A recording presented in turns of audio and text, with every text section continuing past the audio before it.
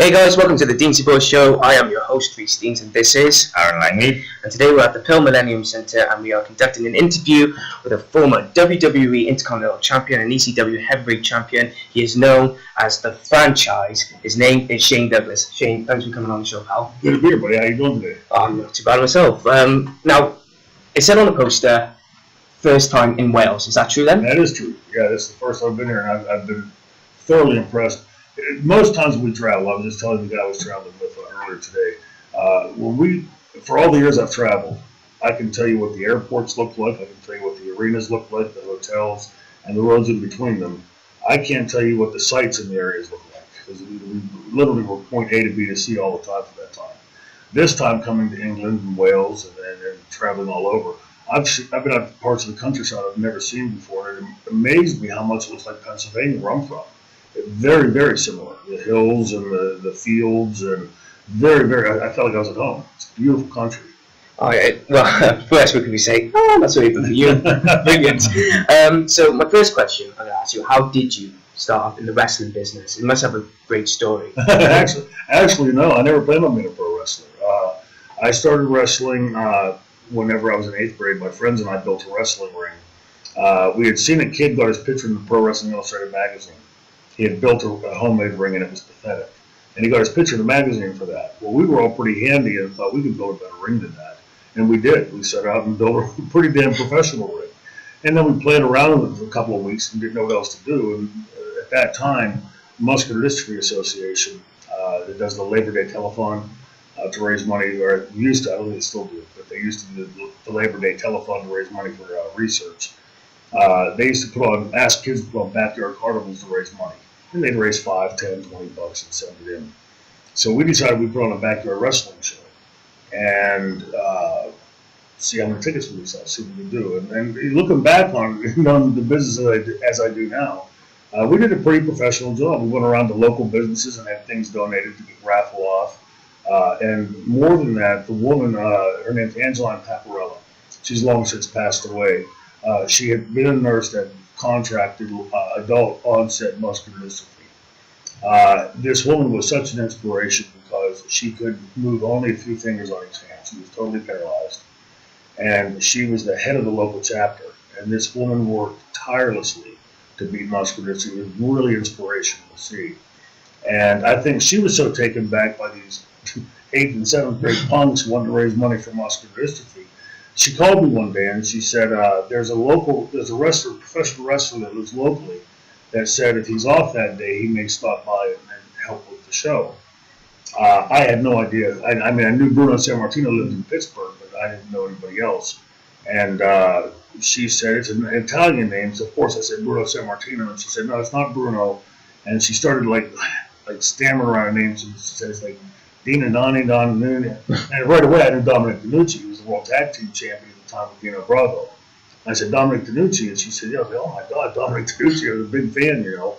So she put us in contact with his wife, and she said, he's not sure if he's going to be in town yet or not, but I'll let you know the week of. And we couldn't advertise, and we put the word out that, you know, a world champion wrestler may be here. And we ended up selling $253 in tickets. And we put on a backyard show of, I think, 6 matches. And really, and again, looking back on it, you know, we did a pretty good job of it for not knowing what the hell we were doing. And right as the show was getting ready to start, we didn't think Dominic was going to show. And this big white LTD pulled up, and he got out. And for kids as young as we were, he looked like a giant. I mean, his chest looked like a barrel. And he got out, and Dominic and I remained friends ever since.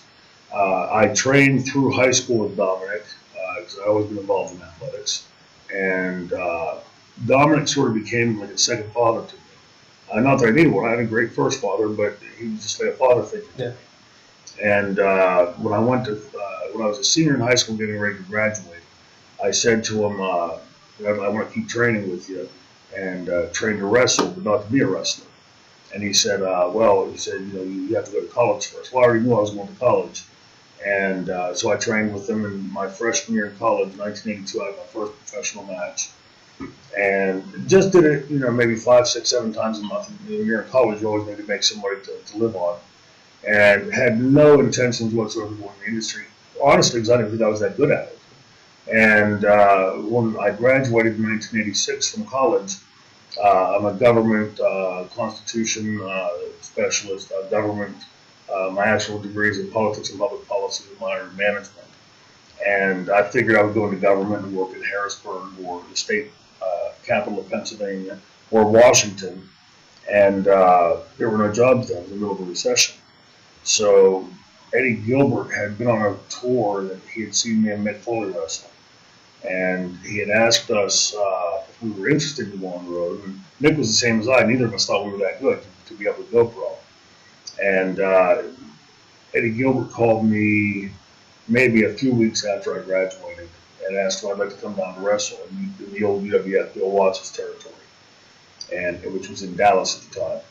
And so I said, sure. My plan at that time was I'll do it for 6 or 8 months until some jobs opened up, and I'll go and follow my career path. And I think we're 34, going 35 years later, and I'm still doing this. So apparently that job never opened up in Washington. Well, you didn't know you could go up in 2020 now. Shane Douglas for president. Yeah, you can do that now. Anybody can be president now. Oh yeah, with Donald Trump. Shane Douglas for president 2020. Get that down there now. So before you made a name for yourself in ECW, we'll get down to it in a minute. Yeah. You wrestled in WCW in the late 80s, early 90s, something like that, and you were one of the dynamic dudes.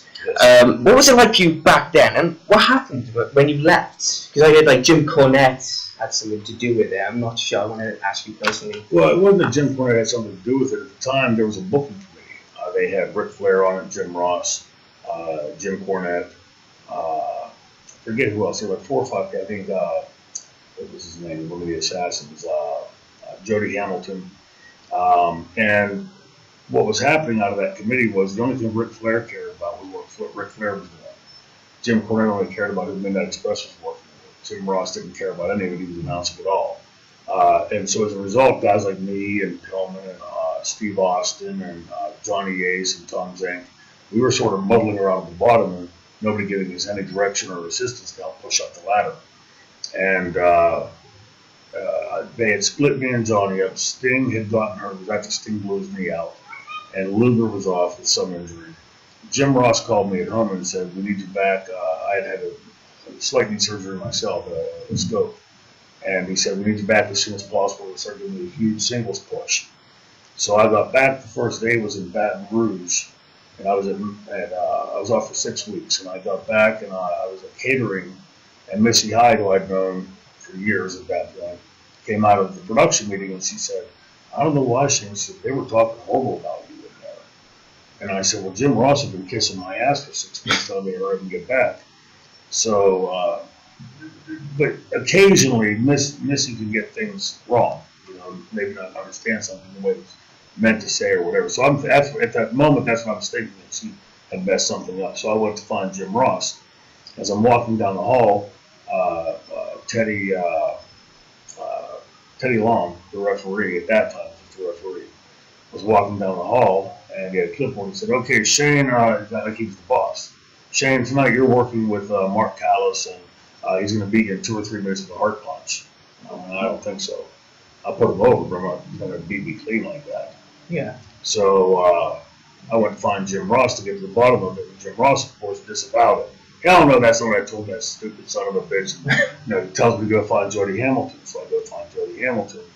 And Jody Hamilton won't even look at me and tells me, you'll do what the hell you're told or you can get the hell out of here. At that point, I threw a garbage can at him and said, I'll get the hell out of here.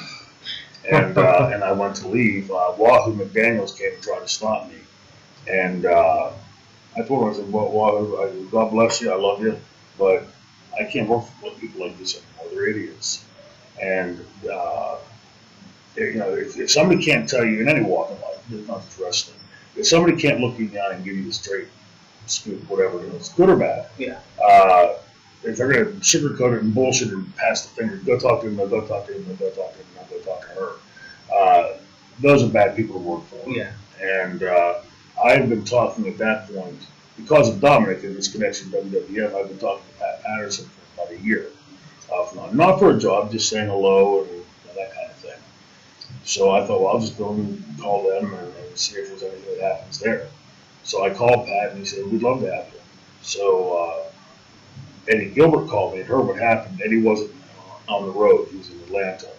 He called me and he said, stop in Atlanta on your way home and stop in and see Jim Herd in the morning. Explain to him what's going on, because apparently what was being mentioned in the office, like me getting this big singles push, was being changed in the field, and then they would come back with some sort of shameless answer what they want to do or whatever, and try to put the heat on the talent. So I stopped the next morning like an idiot, but Jim Herd was an idiot. And so I stopped there to talk to Jim Herd, and he comes in spitting nails at me. I know you're talking about, I know where you're going, and I'm telling you, you're about to make the biggest mistake of your career, and I'll prove it to you. So we go to his office and we sit down at his desk. He's leafing through his drawer for a piece of paper, and he pulls it out and he hands it to me. As I reach for it, he pulls it away. He said, now you're probably not going to be able to understand this being that you're a wrestler. I grabbed the snatch and I was there, two goddamn masters of it. I'll understand that you go to this fucking desk. So I looked at it and read it, and what it was a list of, it had at the very top WWF's ratings, and then down below it had Memphis, Portland, Florida Championship Wrestling, UWF. It had like 6, 7 companies listed, and all their ratings together didn't equal Vince's. And he was trying to say, see, so you can see here, because there's like 7.4 versus 7.1. Vince is ahead. But these were 6 companies combined. And I said, I don't think you understand this paper, because you're not flying on his ass at this point. And I left, and that was the first time I went to WWF in 1990. And spent a year and a half there, very uneventful. Had a good time, made decent money, but was just a mid-card guy. And left there in 1991 because my dad had come down with latter stage emphysema and couldn't live alone. So I went home to take care of him, and that's when I got my first teaching job. Oh, fair play. Perfect. And how did the teaching job go then? Did it go down well? I love teaching. I love my field of politics and history and Constitution. I love teaching that stuff, and I love teaching kids. What I found in education in America, though, is that the people running the schools, the people running the school boards, the people that are the superintendents of the schools, don't give a rat's ass about the kids or the education. All they care about is their paycheck to come in. And I saw that time and time again. I only ever worked for one guy. His name was Ron Young. He was the principal of a school called Western Beaver High School, and which was down in Beaver County, Pennsylvania. He was a phenomenal principal, old school principal, Baptist teacher, supported his teachers, and of all the years I taught, my year and a half in Western Beaver was my most enjoyable because of that. You could actually teach. Every place else, you were basically the high-paid babysitter. You'd have kids cussing you out, walking out of the classroom, leaving the school building without permission. And, legalities, especially in Sue Happy America, if your kid comes to my school and leaves and gets hurt during that time, a car wreck or something, God forbid, we're responsible because he's our ward from the time he leaves your house until the time he gets back to your house. So this principal, who's now a superintendent in Beaver, Pennsylvania, his name is John Hansen, was the principal at the time. I was going down to the cafeteria and I hear kids leaving to the back of the building, which was where the teachers' cars were parked. Their kids weren't allowed back there. So I looked out and trying to stop whoever it was. When I looked out, there was 50, 60 kids, far too many for me to stop on my own. So I went down to the cafeteria with John Hansen, and I said, John, we got a problem. About 60 kids just walked out the back door. He said, oh, that's no big deal. It's no big deal. It's a pretty big deal in my book.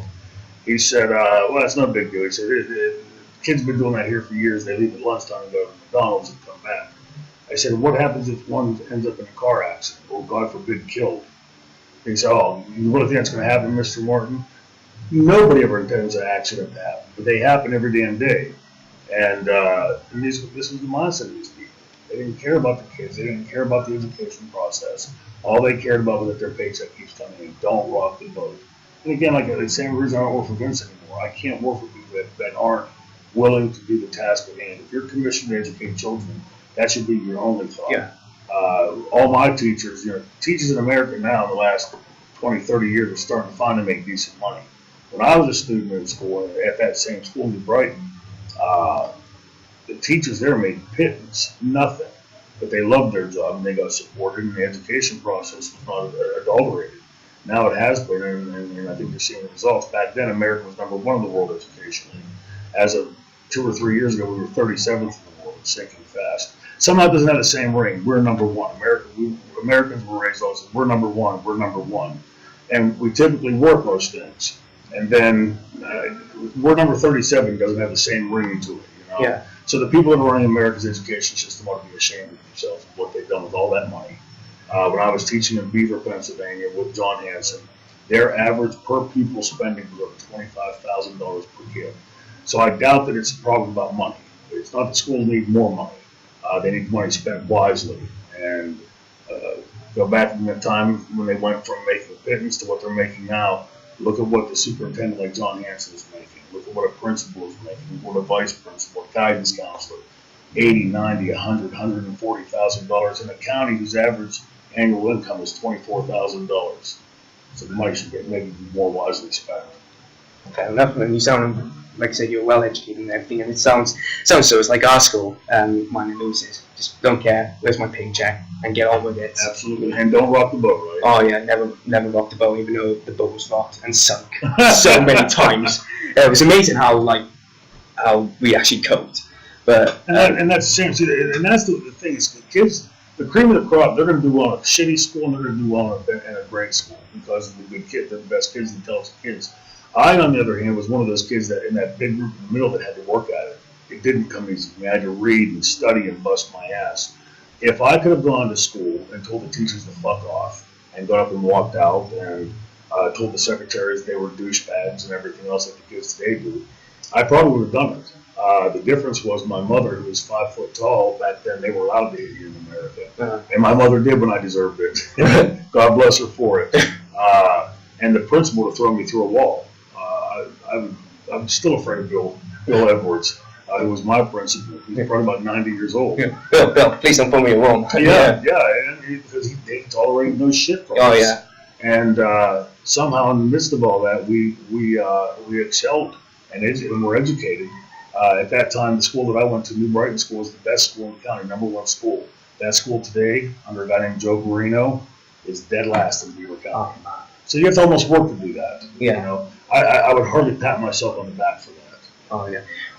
Well, we're going to move on from education, even though I love to talk about education for you, because I think it's very interesting to hear from you about education. But then coming down to the cream of the crop, ECW, you became a household name here. And the reason why you became a household name is because you infamously threw down the NWA belt, picked up the ECW belt, saying, I am this champion. Yeah. And I do want to know, I think we all know the story of how it happened, what's going to happen. I just want to know the aftermath happened, because a lot of people like Todd Gordon, yourself, and Paul Heyman, I think there was only three. What was you expecting in the aftermath?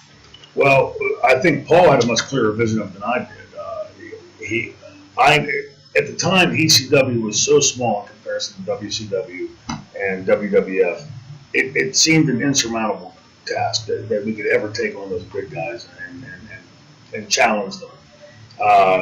So it always seemed to me that ECW would be that #3 company that would always be the #3 company, but would dominate its genre, the 18 to 49 male. And I think we did that. But it's hard sometimes when you're in the forest to see the trees, because they're so close to it. When I didn't see the clear vision of ECW suddenly excelling from here to here, and when Paul had me that night change it from a heavyweight title to a world title, and change the name from Eastern to Extreme, I had no volition or understanding that we had the opportunity to do that we'd ever become that big. I don't believe, even in hindsight, that ECW ever physically became that big. ECW in the last 20 years since it's 22 years or 23 years now since its inception, and 16 years, 15 years since its demise, the legend of ECW has grown larger. I hear fans talking as though we were all 10 feet tall. We all had 5-star matches. We never missed spots. And I was there. I can assure you that wasn't the case. But I don't think it's so much about the perfection of ECW fans' minds. It's the perception of ECW fans' minds. They remember it because we never were lazy. We never half-assed it for them. We never went out and gave them part of a show. And because we were constantly hand-to-mouth, one bad show in ECW would have put us out of business. So no matter how good last show was, we didn't come in today saying we can never top that. That was pretty damn good. We came in our minds, all of us, saying we're going to bust our ass to top that last show. And so ECW always had this feeling that even though it didn't succeed every night, if you sit back and take a step back and look at the trajectory, ECW was always trending upward. Also, ECW always delivered the goods. ECW never did not deliver. So we didn't offer or promise something up that we didn't give the fans. In fact, that was one thing that I learned from Paul. If you can't don't guarantee it if you know you can't deliver it.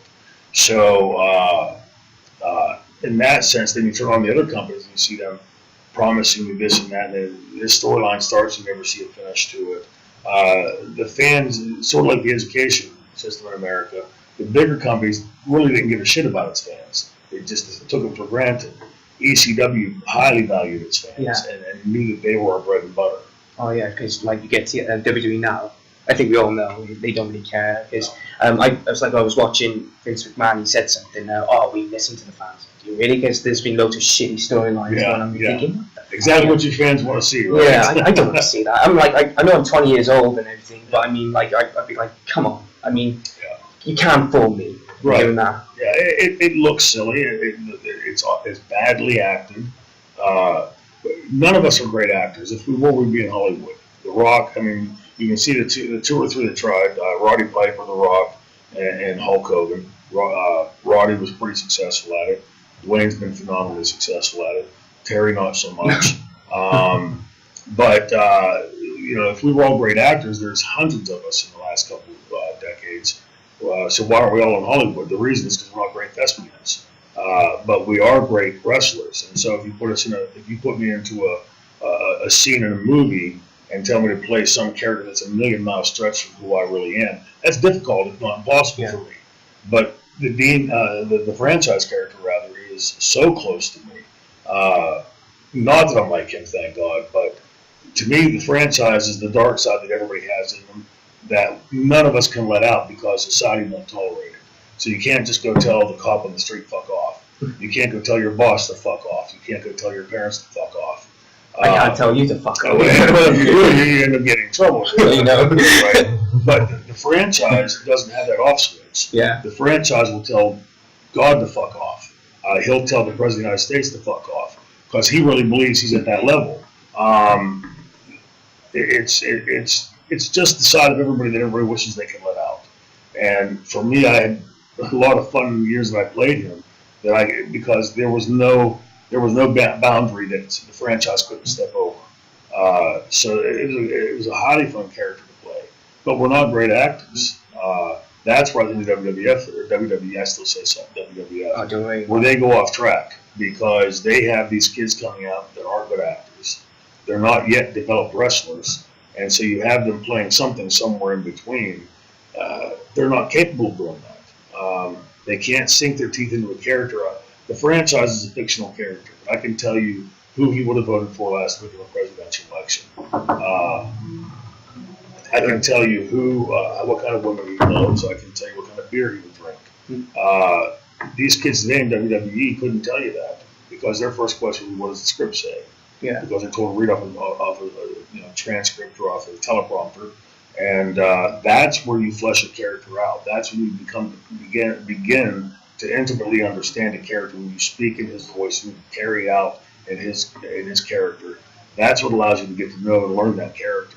So if I was just reading off a teleprompter and just being told what moves to do when I went to the ring, the franchise character would never have developed in that. And there's no way in God's green earth that Vince McMahon would have ever allowed any character to go out and cut the fucking music and say the things and do the things that he had done. Yeah. So, I would, if I were giving advice to Vince McMahon, I would tell him to step far away from what he's doing and get back to the formula. He knows the formula. He Yeah. knows what works. He's just like you said. He's just ignoring the fans and not giving the fans what they want. Yeah.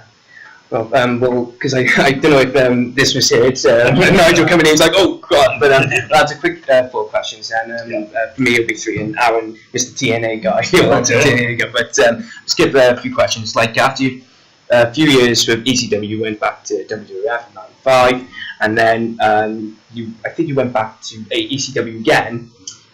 But I want to know about WCW because I think your whole story of ECW has been explored through so many times. I want to know, for me, because I've always been interested in the Monday Night Wars. Yeah. What was your time like from '99 to 2001 with ECW when it started to crumble? Well, I'd already left at that time. I was with WCW, so for me, whoever's paying, including Vince McMahon when I was there in '95, whoever's paying my paycheck, I'm going to go out and bust my ass. Yeah. I don't take a paycheck from somebody and go on the subterfuge and I'm a spy hidden here from ECW. I'm going to screw WWF. Yeah. So for WCW, I went in there with every thought that I'm going to push the boundaries of this character. Bischoff wanted to be the person that brought the franchise and Ric Flair to fruition, to bring it to television. At that time, WWF had regained the lead in the ratings. I had no doubt that Ric Flair and Shane Douglas could counter that. Every wrestling fan, the 52 million fans that watched back then, would have died to see that match. They were killed. They would have paid for the nose to see that match. So the first thing I did was I went to Ric Flair and I said, "Are you man enough to uphold your end of this?" And what I meant by that was, are you going to do it right by the company that's paying us? Or are you going to go to be the Ric Flair that I've always remembered, the guy, the politician that stabs everybody in the back and undercuts them and chops them off the knees? He shook my hand, looked me on, he said, "Yes, sir, yes, I am." And I later found out from Vince Russo from the moment he told me that, he already had started in politics. So Ric Flair, you talk about biting the hand that's feeding you. So that angle never was able to spur WCW like it should have been. The Millionaires Club versus the New Blood would have been another great one that Vince Russo came up with. That was sort of just chopped off because Hogan wasn't going to lose to Jarrett, and all the other politics bullshit started. And then when Vince Russo came up with the idea of the Revolution would have been as big as the Horsemen, as big as the Triple Threat, if not bigger. 4 very talented guys: Perry Saturn, Dean Malenko, Chris Benoit, and myself. And that angle we had done in Detroit, just north of Detroit, the Palace, what's that called? The town of North. I always forget the name of the town. I always say Detroit, the Palace up there. We went out that night feigning to burn an American flag, which gets huge heat in America. Oh yeah. The crowd was near a riot, and we came back. J.J. Dillon said that was the most disgusting thing I've ever seen. I said, "Looks like it's going to draw money then, right?" And they nixed it after that because they were afraid of letting it go any further. So WCW was a lesson in how not to run a wrestling company. With all due respect, Time Warner didn't give a shit about WCW wrestling. Vince McMahon's only mission in life was WWF at that time. So it was very clear to see, even at that time, who was going to win that war ultimately, because Time Warner didn't give a shit about the war. And then when you let the inmates run the asylum in any industry, that's a doomed to failure. You have to have leaders lead, and the people that were in WCW either wouldn't or couldn't. Fair enough. And I'm going to go over to Mr. TNA here. My friend Aaron, he's going to ask a very question about TNA, because you went to TNA sometime after the fall of WCW. So here you go, Aaron. Thanks, Reese. What was your time like in TNA when you were there? When I first went to TNA, I loved it. It had a feel of being something different. At the initial point when I went there in 2002, it didn't look or feel like WWF or like it was trying to be. They had the X Division that had some incredible young athletes like AJ Styles and Christopher Daniels and a whole list of Eric Young, Petey Williams, just a really talented group of guys. It also had a nice group of bigger guys like Abyss, and they were starting to get some bigger names in, like Sting and Kevin Nash. And, it felt like it was starting to come together. And when Dixie Carter came in, when Bob Carter bought it and put Dixie in to run it, it almost overnight felt like a different company. They almost immediately disbanded the X Division, which was the one thing that made them different from everybody else. It was the only thing that people outside of TNA were talking about. Nobody was talking about Sting. Nobody was talking about Mir Raven. Nobody was talking about Kevin Nash. They were talking about AJ and Eric and all those guys. So that was the one thing that separated us and pulled us apart. We should have used that as the foundation to build the company on, and we didn't. Nor did we take the time to build AJ Styles into a superstar, to build Eric Young into a superstar, Christopher Daniels into a superstar, all those kids into a superstar. Bobby Roode was one.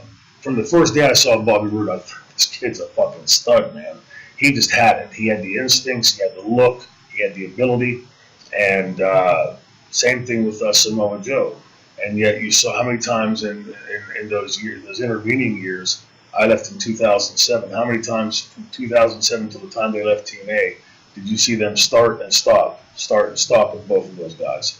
Both of those guys. Steve Austin used to have a saying, if Vince wants to get you over, he'll strap a rocket to your ass. It's pretty hard to say that Dixie ever strapped a rocket to either one of those guys' asses, and they still went over in spite of it. But that was the reason none of them became household names out of TNA. And with all that money that TNA had spent and wasted and flushed down the drain, they produced not one household name out of wrestling. Paul Heyman, with far less money, about $8 million in total, I believe, produced 35, 36, 38 household names. One was clearly brilliant at it, and one was clearly deficient at it.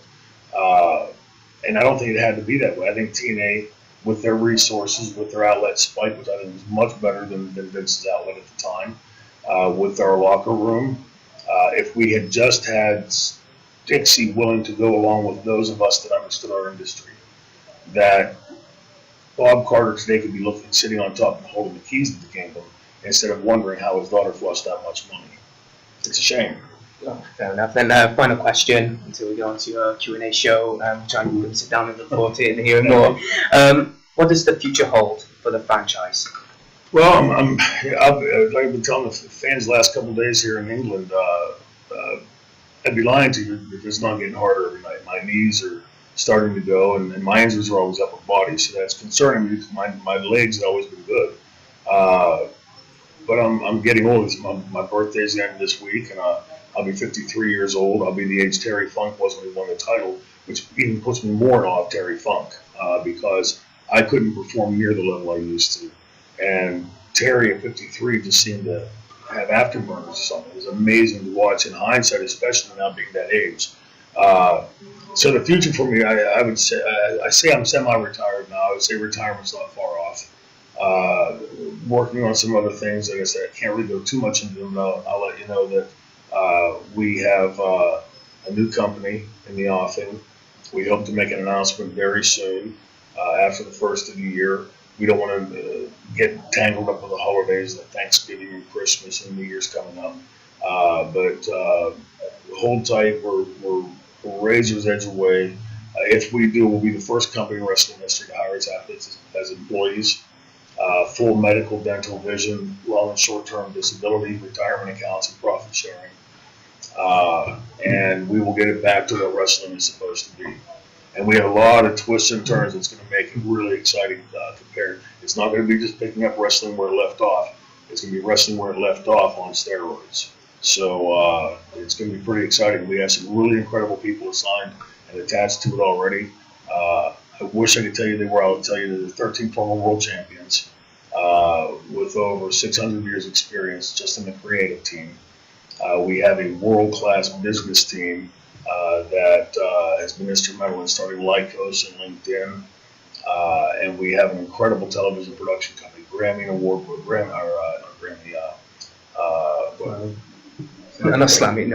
Emmy. For the TV show, whatever one. Award. I apologize to GT and Christo. They're both award-winning producers, and we have a couple gentlemen from Univision that are really incredible people.